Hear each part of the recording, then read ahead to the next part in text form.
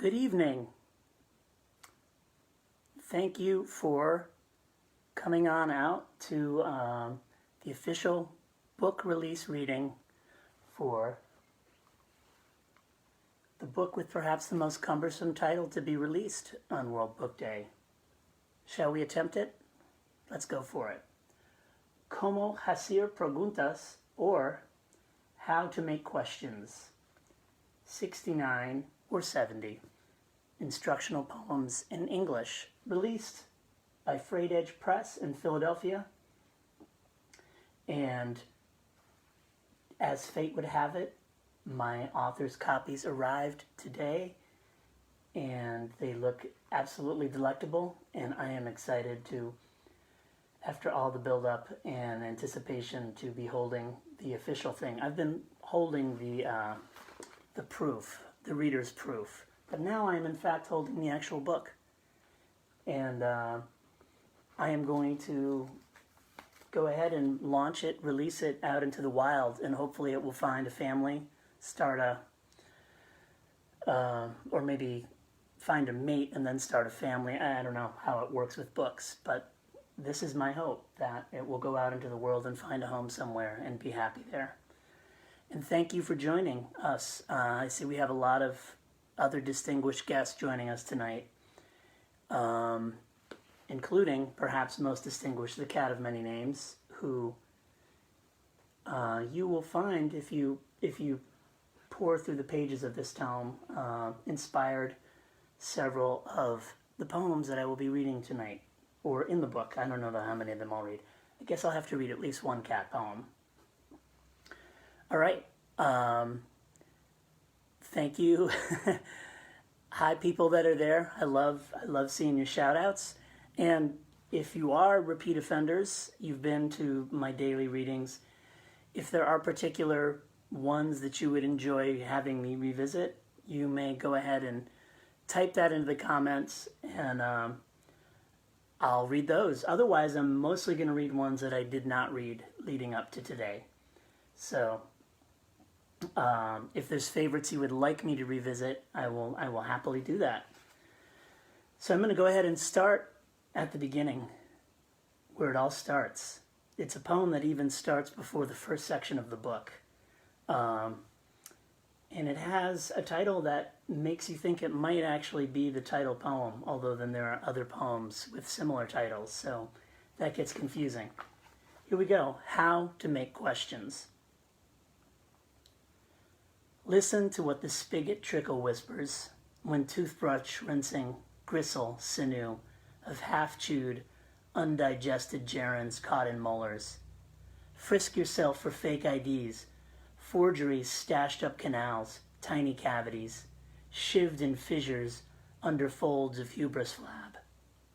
Row to the birchuary, where silver limbs bow over webbed cliff crags, rim shaved waved covelet, and capsize.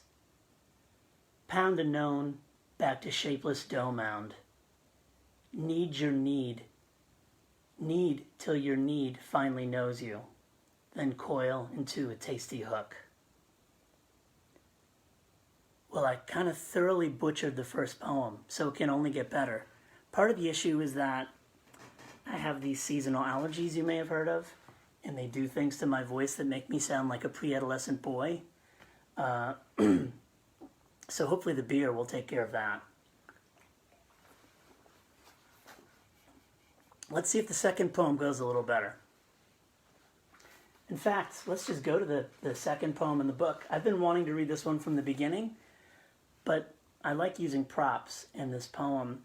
The premise of this poem is black licorice.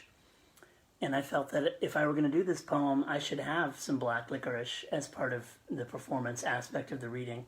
But I could not find it at the supermarket on 4 different visits. So sorry about that. I tried. You know, I think you all know what a task it is going to the supermarket these days. And I did it 4 times with no luck. This is called How to Change Your Mind. If it's been over 20 years since you've last tried a braid of black licorice, you may now love it. If you come across a bus stop in mid-December, someone may have written, "I heart you," with her finger in the glass's condensation. It may be fresh enough you can tell where she pressed her forefinger down hardest and whether or not she wore gloves. It may be that what you think is love is no more so than a clump of pink insulation hanging strangely in a trash storefront is a freshly butchered ham. If you sleep like a manger scene boxed in the attic for half a century, you may be in love, have some rare form of bipolar, or both, plus really thirsty. There is an explanation for the river's freezing only at the mouth of its tributary, translucent necklace of ice. It may be you will like black licorice even less than you did 20 years ago. It may be you are actually as alone as you feel, that it will only exponentiate, that this is what hides outside in the dark. Listen to me saying what I know about it. That was less froggy, right? All right. I'm just going to go to the sticky tabs because so far I just said that Kurt loves me and I'm loving you back, Kurt. But nobody's made any requests yet. So yeah, onward. Yeah, let's do this one. Why not? So this poem appeared in an anthology of writings about Shirley Jackson's novel, We Have Always Lived in the Castle. You don't have to have read this novel to appreciate the poem, but it's all references to that novel, and also it's a novel I highly recommend. And the recent Netflix adaptation is also quite good. Not as good as the book, obviously, but it's National Book Day. When is that ever the case? Or is it World Book Day? Sorry. Anyways, this poem begins with an epigraph from Shirley Jackson's We've Always Lived in the Castle, and that is, "There had not been this many words sounded in our house for a long time, and it was going to take a while to clean them out." How to protect your home. It's no longer enough to nail father's gold watch chain to a tree, to bury coins and blue marbles in the creek bed. Baby teeth planted, only dragons know where. No, words must now change daily, no repeats. Must never be spoken aloud. Yesterday's were turquoise, deciduous, portmanteau. And additional barriers must be built, monitored, reinforced. Crucifying a thick leather book is a beginning, but you must also curate a new kind of kindling, to scatter it on the intruder's linens, feed his embers, be prepared to smash the biggest mirror in the house, splinter the familiar faces trapped inside. Because to truly protect your castle, you must be willing to risk gutting it, roof raised, attic a sodden museum, all 44 of Uncle's chapters published as ashes. Windows stoned, Dresden figurines shattered. Mother's harp toppled. Yes, in the end, you may be forced to let all the intruders in, to run riot on your turrets and battlements.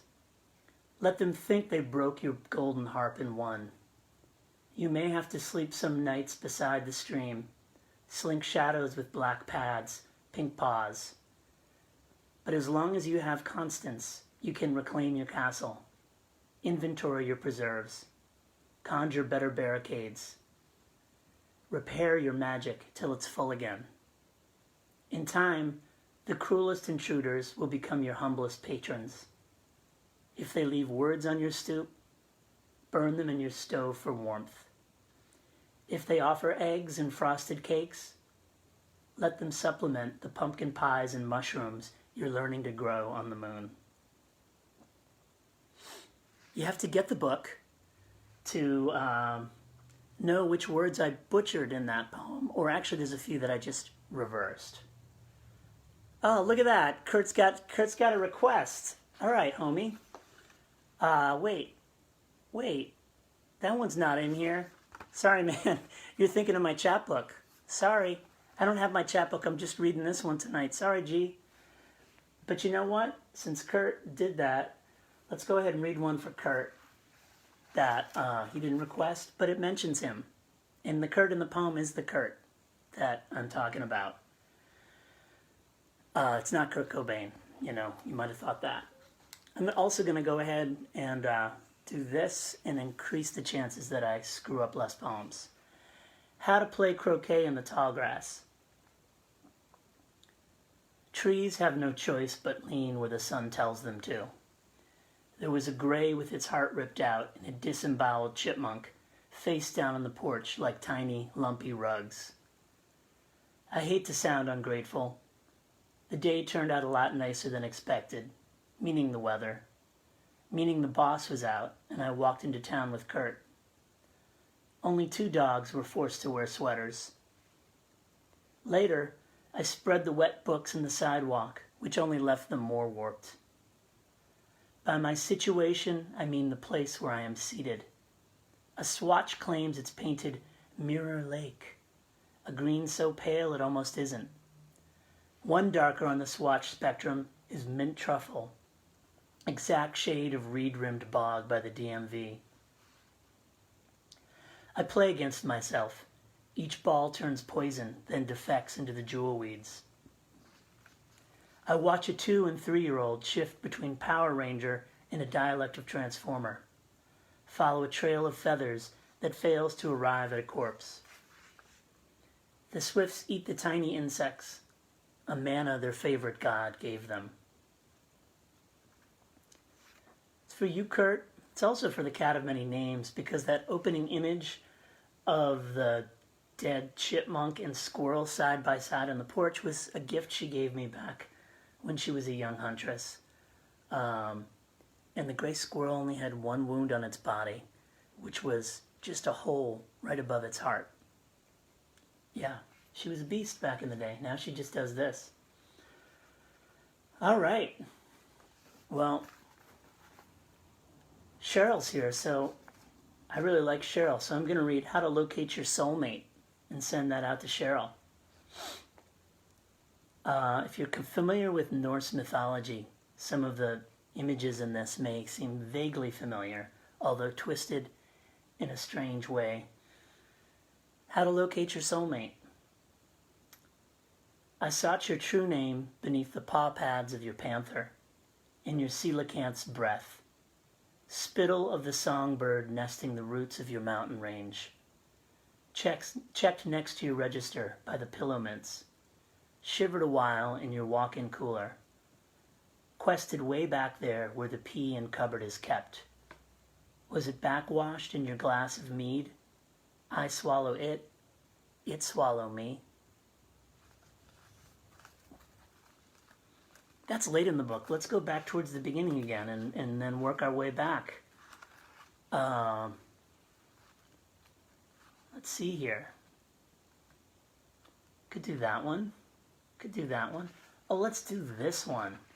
Only thing that I'm looking forward to more than my coffee filters arriving in the mail 3 weeks after I ordered them is summer. I'm really looking forward to summer. Probably other people feel that way. How to watch a summer sunset. How patient night seems, even a bit reluctant. How radiant ruby implodes, streaks cloudlets peach, plum, blood orange. How day sinks deeper and deeper in debt. How time is a kind of mold. How the plain too high, clouds too thick to see. How to loons in the lake, rowing man and boat, might be big noisy ghosts, solids with power to produce waves, interrupt reflections. How the loons vanish, no, apparate over there. How perfectly they're tremolo. That is probably the only time a Harry Potter word will make it into one of my poems. But now that I've said that, I'll probably break that rule, because I'm just that kind of a rebel. Ah, yeah. I see a sticky note telling me to read this one next. I think I'm going to do that. Oh, Kurt, go on. Tell me more. You're adorable. How to describe iridescence? The unreachable itch is one way to say it. A sonnet composed of 3 or 4 robins, slurred phrase of solitary veery, gray plumbous back, large white wing bars, 2 more, too intermittent to tell who. And to lie for anything to crawl across in the first long lawn of late April's tiny purple and whites, coarse crabgrass tufts, whole forests of 2-inch maples. Vapor trails or afterlife of mica shards are huffies kicked up with the dirt, unmoored pigeon glitter. White-throated sparrows nesting in the rhodey hedge again. Watch scrawny hatchlings gullet worms from the living room window. Stand here when brains old sneakers, denting the washer, kicking it wide, or ripped, snagged, flapping in branches plastic bag. Can you make out the mist of pollen grains shaken free from each anther? How about now? Look up, like a nestling waiting for her segment of worm.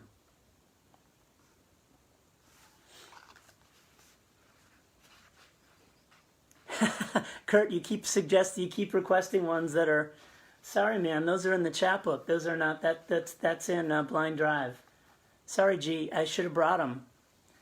I'll do another one someday where I'll read from that. I never did a book release reading for that, so maybe if this this quarantine lasts forever, I'll just do book release readings for the books that I never did book release readings for. But for now, I'm going to say cheers to you, Kurt and Marnie, and anyone else out there that's popping in and out. It's weird. They show me when people arrive and then they vanish, so I don't really know how many of you are still there. What I do know is that Jimmy's still here, Saruman's still here, Yoda's still here, Walrus Face is still here. You can't really see Rodin's Thinker, but he's still here. This adorable creature from Toy Story, and of course the Wise Man. They're all still here. And of course the Cat of Many Names is still here. As long as I pet her, she won't go far. Sorry again. And David's here and Luke is here. Hallelujah. Hi guys, thanks for coming. Cheers. It's a really good beer from Maine that I'm trying for the first time. Gunner's Daughter Milk Stout. Absolutely delicious. And this is kind of a drinking poem, so here we go. How to observe daylight savings time. Shivering has softened my pith to slush, compacted by combat treads. Snowshoes mostly for making a path to the composter, where I check to see if winter's first fake concession speech has returned to rank mulch yet, regurgitated Mugu Gaipan. Someone lost control, spun out right where 220 takes a hard right, where Unity first touches its frozen pond. Someone left a coaster on top of their half-finished pint and never came back. Pouring me another, Sally says, "We named our best brown ale after Phil, but dude never drinks it." Here's to Sally and Phil and the state of Maine that inspired that poem.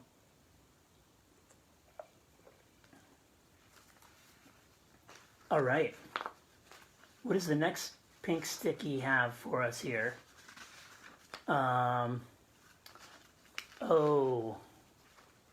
Let's do a dead dad poem.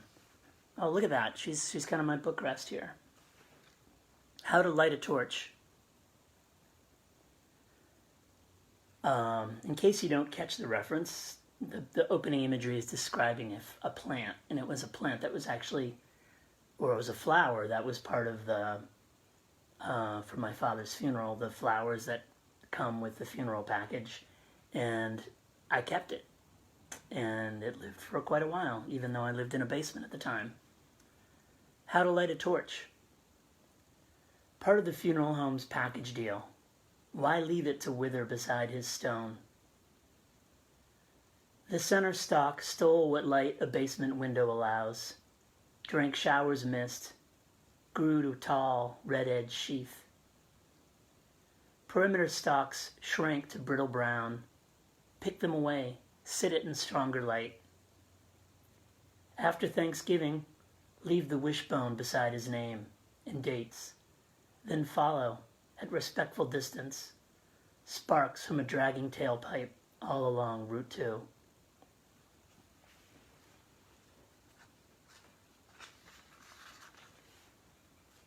It's really nice seeing people popping in and out and seeing your thumbnails. I wish I could just be a thumbnail, but sorry, I'm me.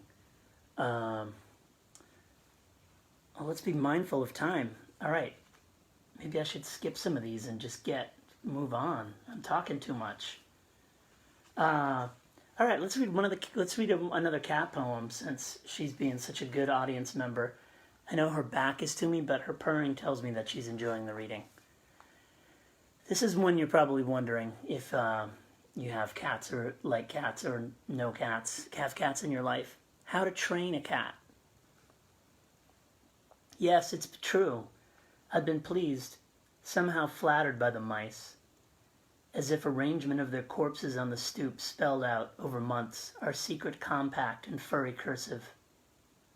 But this rain-slick corpus of gray, briefly iridescent feathers, reverse neck, ant-clogged eyes, even she'd seem to know it was different somehow to leave beside, not offer up on the slab where I sit my fog buster. Didn't I tell you? Nothing with wings, I hiss. Nothing with a repertoire of songs, even if most of them are stolen. I'd left the offending rodents displayed a day, a warning. But this muted melody of veins and barbs mocks me, so I lift with a paper towel strip, repeat my guttural scold, insisting she watch, and making sure no one else is watching, flick it past the lilacs. She lounges, elongates languorously in the driveway, blithely licks white paws, rough, haunches, sprawls, sticks a hind leg straight up antenna-like, barely twists to lick clean parts of herself she shouldn't even be able to reach. Oh, I got a nice loud purr out of that one.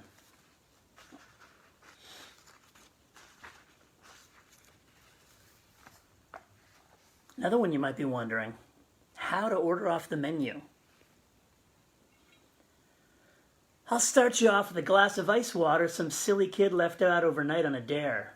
Next, a place setting that happens to accentuate your server's tones. That is, mine. Allow me to dim the lights, turn them off completely. Surely you've dined in the warm cone provided by a steady, patient flashlight bearer. Dining music? How about total silence? Or perhaps 4 unsynchronized gamelan orchestras. True, they may dissonate through hors d'oeuvres and entree, but by dessert, I promise they shall mellifluate, serene as parallel paths of moonlight on Europa's frozen sea. A solid surface given depth, like this, by clear vertebrae of air. As it melts, feel free to sip the icy distillation of my first distinct memory, slow or swift as you like, whilst I present a brief but generously detailed recitation of our locally sourced specials. Or are you ready for the check?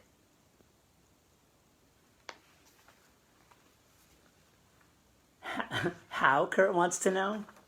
I explained it, dude. It's in here. Buy the book if you want to know how. Step-by-step instructions. Okay? It's all right there. Black and white.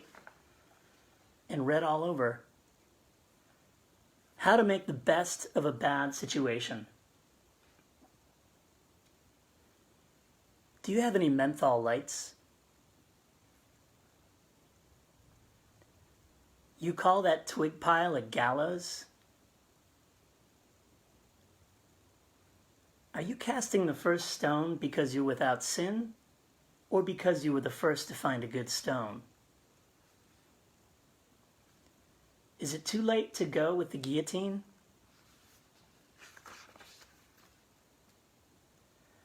Could I have crescent eye holes cut in my blindfold? Would folks over 5 feet make sure they aren't obstructing the view of any children or otherwise height-disadvantaged persons? How do I know you won't arrange my corpse in absurd or obscene poses? Isn't a noose just a halo grown tired of hovering? Rather than repent, may I express remorse via frail, root-tinged falsetto of a yodel? Are you casting the first stone because you were unable to pry loose any bricks?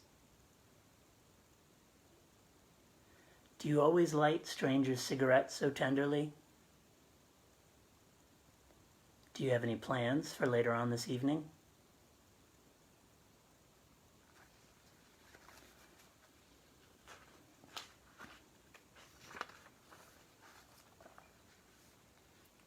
How to make your mark. Wise man keeps sliding here. With a brown-haired girl I spoke to for less than 18 seconds. With her floppy labradoodle, Beaumont. Even with that creepy death's head rat-tail possum skullinking in my headlights. How'd I never notice the microchips in dragonfly wings? The way they catch the light. For I too have descended from dragons. In my lair, there's gold enough to buy a sunny kingdom by the sea.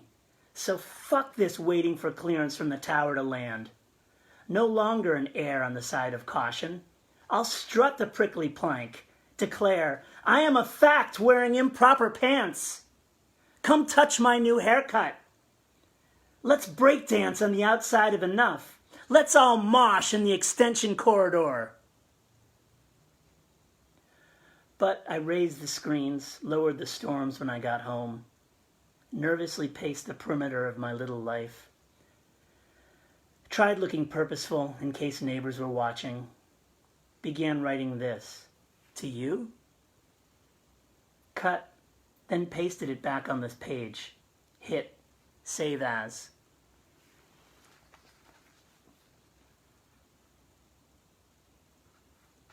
I know, bro, tough question. But Hales has got the answers, right? It's all crystal clear. All right, I'm getting close to the deadline, but I kind of feel like if I still see heart bubbles popping, I'm going to maybe go a little past 8 because I feel like I'm just getting warmed up here. And I really want to read this one, even though this is kind of, I don't know. This will be a test of the audience. This will be a test of the room. If this doesn't drive you away, then I can go a little longer. All I'm going to say about this poem is that last summer I did what's called a self-guided hiking tour in Bulgaria, through the mountains in Bulgaria. And that mainly consisted of directions in very, very poorly written English, and a compass and a GPS. And it was inspired this poem. And much of this poem is taken directly from Vlad's poor English and really hard to interpret instructions. But I'm here, so I did make it back. I did get home eventually, but I did get lost many, many times, like every day. This was a week I was hiking every day, and I got lost every day. Epigraph for this one, from my favorite Bobby Frost poem, Directive, Drink and be whole again, beyond confusion. Here is how to find your way. 1. Start walking on the asphalt. Hold that thought. I can't blame that one on Zuckerberg. 1. Start walking on the asphalt road through village. Ignore side paths following road going around. Take right till not on roads anymore. End of village entering forest. Continue trail going up. Path could get difficult because bushes like blackberry. Feel free to pick if season is right. We reach fountain. Water drinkable if not dry. 2. Path ahead may be unclear with fallen trees. Trail and swirls right and left. Many deers pass here, maybe want to say hi. We reach bushy peak on left and think forest behind on your right. We do not take U-turn. Go most left and down, not dry bed on left, but straight follow ridge decent gradual. After some meters, enter forest to swap meadows and forests. Walk head up not to miss when path splits, but we are right. Careful not to miss as descent becomes steeper, reaching tree passage mark red. Keep swirling path past animal shelter and plum tree orchard. Left is a bench for the rest of your fancy. 3. After a while our way splits. Both work to meet again further. Path soon finishes a lonely tree crossing another path. There, turn left, east-southeast directive. Our right we see central ridge of range. As you descent, we'll see a memory plate if not lost in tall grass. This area may be a little confusing. There is no clear path. Simply find a way. Stream is behind. Follow the current leading to old hotel that do not exist anymore. 4. The path will split 5 ways. We ignore staying straight on, also ignoring parallel paths at another small meadow and cross paths all directions. See yellow triangle on tree? Could be covered by branches, then another small meadow.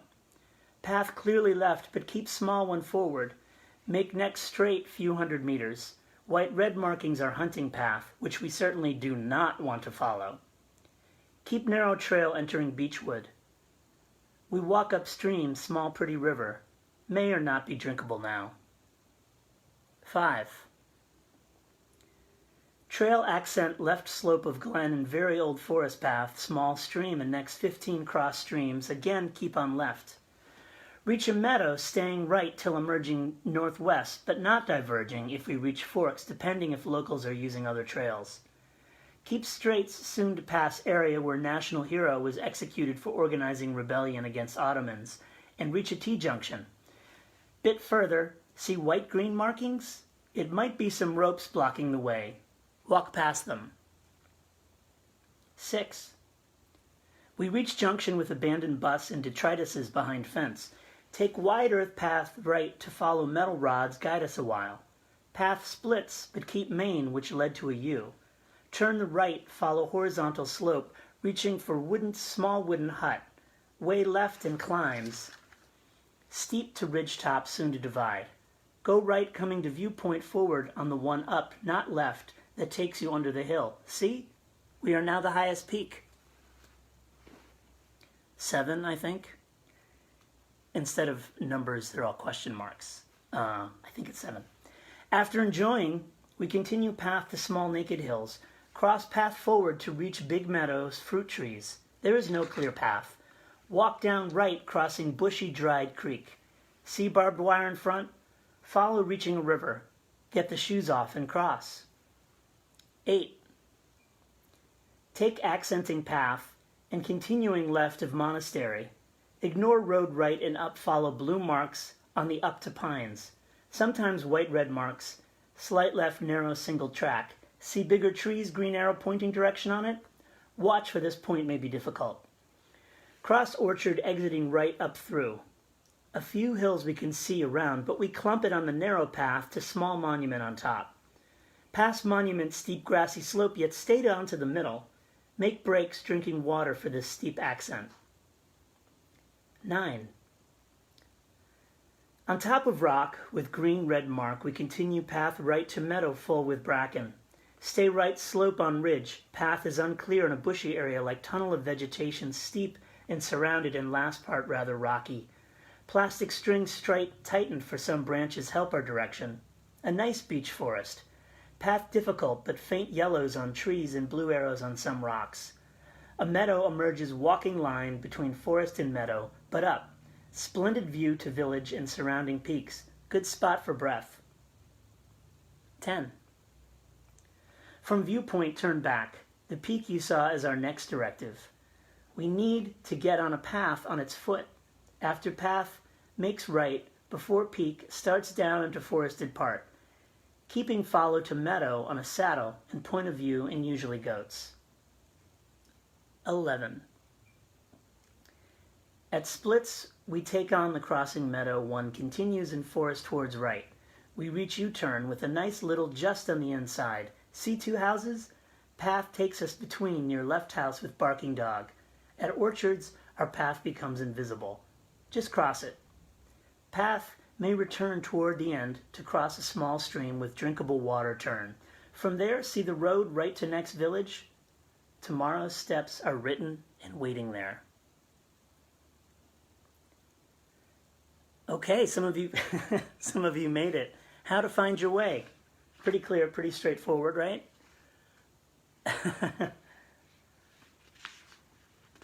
Gracias, April. All right, I'm going to go for a few more here because, yeah, I got through that and you're still here. So we had how to make questions. Here's how to ask questions. They say no such thing as a dumb one, but let's acknowledge all the honorable mentions like, how are you doing?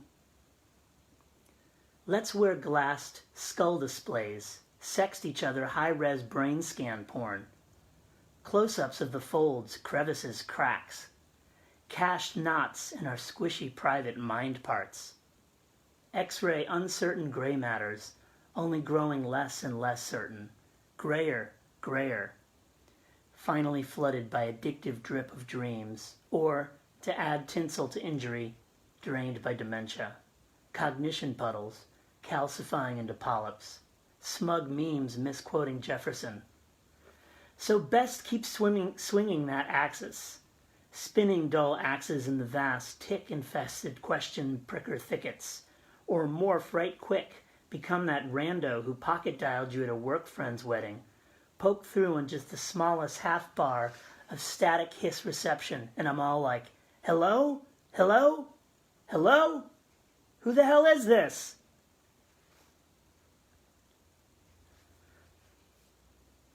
And an important one, given the state of the economy, how to protect your investments. I think I'm going to do maybe 2 or 3 more here. Baseball bat under the bed's rolled to where I can't reach. Probably nothing. Small nothing bumping little or nothing. Except you heard it too. So I'm lying naked on the floor, breathing hard, fleece to shoulder in the vast dust preserve. Sound a short distance from inaudible.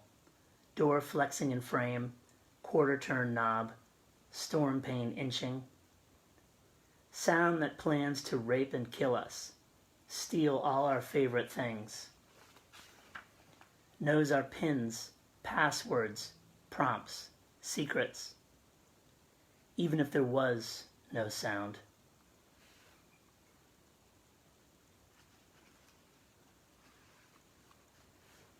Is this a cache? I'm seeing half of someone's comment.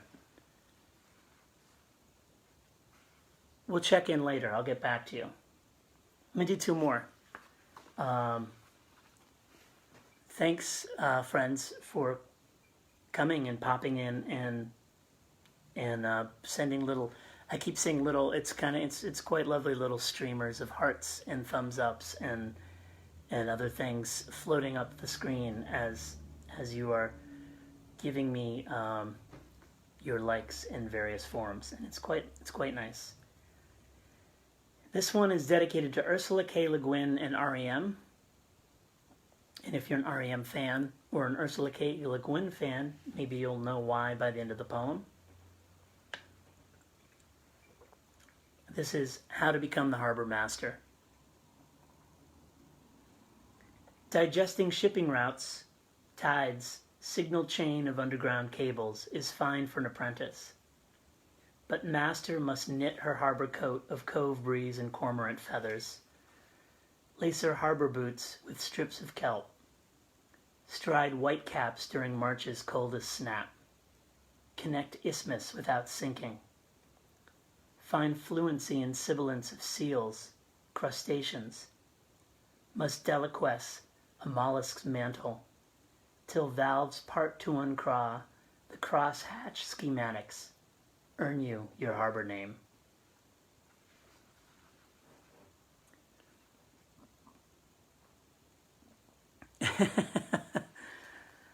Nice. I'll remember that and use that one.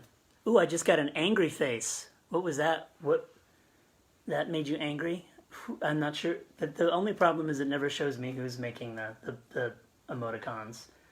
But I apologize to whoever I made angry. Oh, wow. It's anger and love and shock and horror. I was going to end with the last poem, but maybe I should save the last poem for some other day and read a different one. Oh, we'll go ahead and just read the last one. So now I really am going to, I've already gone 10 minutes over what I said, and I feel like I'm an attention hog. And everybody knows that people don't come to social media for attention. They come just to support others and to, I have mixed feelings about social media, and yet I've been on it every night this month, so what does that tell you? I'm a contradictory person, I guess. Wow, holy damn. It's like a fireworks display. Kurt, are you doing that? I think that's all Kurt. That's it's really quite nice. Thanks to Kurt and to everyone else that came tonight. Thank you to my editors, Allison and Anastasia, for all your hard work making this day, this event, this book possible. Thank you especially for your patience with all of my revisions, and it was really great working with you on this project, and it's really great to be at the culmination of a lot of really hard work. And thank you to everybody that supported in different ways, especially those of you that are coming and checking this out. So I'm going to end with how to celebrate perhaps the longest title in the book, How to Celebrate an Odd-Numbered Birthday the Day Before Winter Solstice, which my birthday is December 20th, which is the day before winter solstice. One day gets so much credit and blame, though took nearly 400 inhaling, exhaling, consuming, jaywalking, sleepwalking. So much sleeping or trying to, and trying to sleep with other people. A muchness of rushing towards flowy abstractions, whisked along by spurts of impatience. My mom once jumped across a parting drawbridge in Chicago. Didn't feel like waiting. Left her friend on the other side, unsure if she'd died. Now, stoops over Walker, inches through brain bracken, chats with the dead. Forgotten every name but Jesus. Impatient with this living. Impatient just to see him. The cat implies I'm to blame after whining to be let out. Sleet falling on snow crust, sounds raining needles. I blame leafless trees for jagged sunsets, unfriendly fire. Blame premature sunset for 14 hours of cold dark. Moldy fur on the sourdough starter. Nostalgia for the dank basement hangs of the 90s. I'm an odd-numbered man who explains to a cat that winter's not his fault. Who tries explaining winter to the solstice. By scribbling on receipts, I stuff an emergency brakes hollow, to forget till it's time to buy a new pre-owned ride. Leaf beneath another list of impossible resolutions. Create a diversion, then my spies sneak in and take over the building. But flesh is weak, slurps sweets, rusts resolve. How about one? Become a more lucid listener. Sure, I hear the whetted scythe of the buzzard's cry overhead. I want to root drop on tree gossip, on extinct species petitioning for reinstatement. Hear what Distaff says to skein. Fat clouds yanked to skinny wisps, gripped by this, and this, almost shortest day's drift.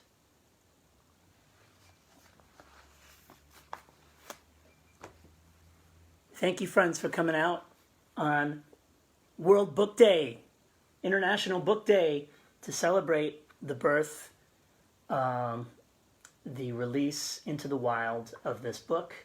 And you can buy it through Freight Edge Press, and you should.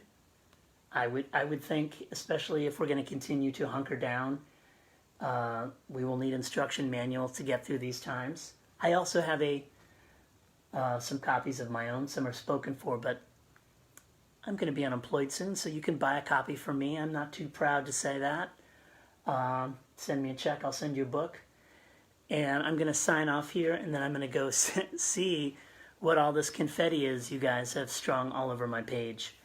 And I love you guys, and thank you for sending all the love and confetti, and for coming out and doing this when you could be reorganizing your sock drawer or opening the fridge and looking inside, or all of those things. Thank you, Cheryl. Thank you, Dave. Thank you, Internet. Thank you, Zuckerberg, for not... At least I don't think you made this one crash. If I crashed, I didn't notice. So, I forgive you. Okay. Jimmy's going to play you a quick solo. No, actually, he's thinking right now. All right. Yoda waves, I wave, Saruman waves. Have a good night.